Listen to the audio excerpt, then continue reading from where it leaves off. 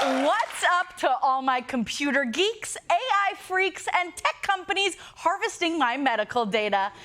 Can one of y'all tell your girl why her stool's so pale?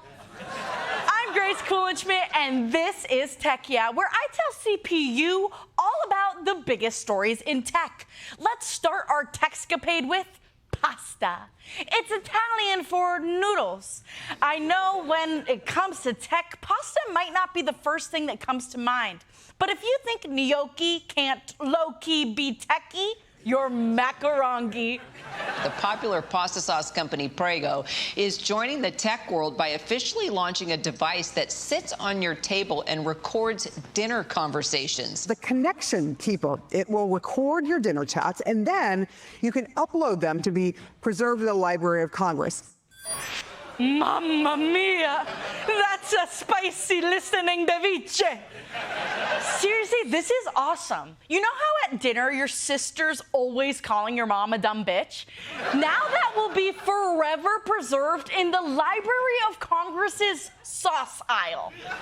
I can't wait to start using it, although full disclosure, I did drop my Prego thingy into a boiling pot of spaghetti sauce, but no big deal. I brought it to the Prego Genius Bar, where an old Italian woman chased me with a wooden spoon going, "What's the matter, you? This is my house."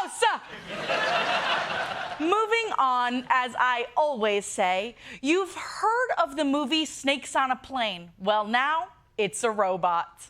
You've heard of the movie Snakes on a Plane? Well, now it's a robot. The humanoid named Bebop even had his own seat. At first, everyone was delighted as the humanoid entertained them before boarding the Southwest Airlines flight in Oakland. But when he took his seat on the plane, the fun ended. Turns out his lithium battery was too big and had to be removed, delaying the flight for an hour. What? Delayed by an hour? That's awesome! These flights are so expensive, you should get more time. Personally, I don't care if this robot delays the flight, or if his battery's a fire hazard, or that he keeps trying to kick through a window. If you don't want to sit next to a suicidal maniac, then don't fly Southwest. But I will give them credit for letting Bebop board the plane before everyone else. Listen, military veterans deserve our respect, just not as much respect as dancing robots. Of course, robots aren't just flying the friendly skies, they're also driving the unfriendly grounds. Delivery robots have been making an appearance in cities across the country. But a man from New Jersey was injured in an accident with one. Sarah Ahern saw a food delivery robot pull into this street in Jersey City, directly into the path of a man on a bicycle. I saw him go through the intersection, and the next thing I saw, he was in the air. She says the cyclist came crashing to the pavement while the robot tried to drive off. In tech, incredible! Robots can flee a crime scene just like us. And good luck giving the robot the electric chair. They went to high school together.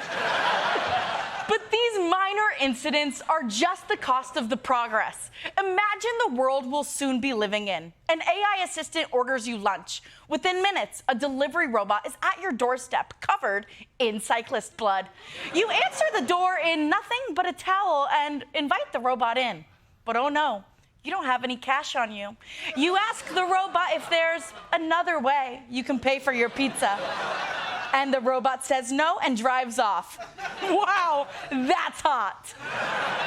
Now, speaking of desire, this next robot just gave up all its earthly ones. This is Gabby, who's just become the first robot monk to be ordained at a Buddhist temple in South Korea. At a ceremony in Seoul, he pledged to devote himself to the faith. How tech and cool! Being a Buddhist monk is not an easy feat. You need to be bald and have hands. And this fella is doing both in a major way. And you know this robot will be a good robot monk, because if not, he'll be reincarnated as Guy Fieri's colonoscopy camera. Now, not to toot my own horn, but I've always known that robots wanted to be religious. But you all said it was inappropriate to put a yarmulke on my Roomba and call it a Joomba. Well, look who's laughing now. my Joomba while she watches Seinfeld. It's her culture. Well, for this edition of Tech Yeah. Join us next time when I name drop a bunch of products in the hopes I get some free stuff. Kindle, MacBook, Pringles, haircuts.